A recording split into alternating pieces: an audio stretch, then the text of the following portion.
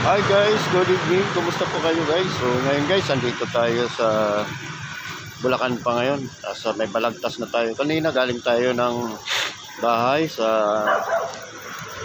Clarville. Then nag-pick up tayo ng dalawang items na na-pick up natin guys. Ang parehas sa ang isa ay nasa Bustos. So ang pick up natin ay padadali natin dun sa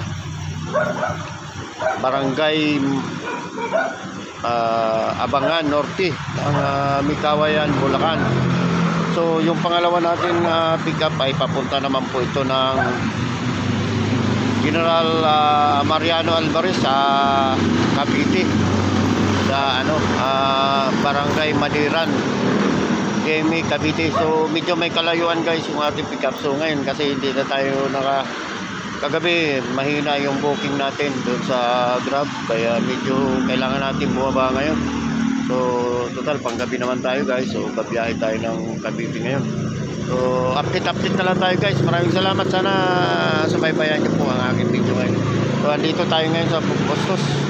Yung una kong pick up, ito lang po, maliit lang na items.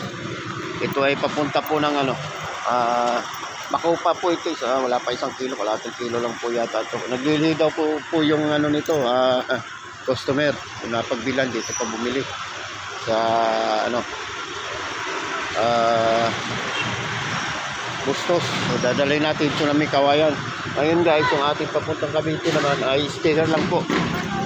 Ito lang guys, sticker lang po ito.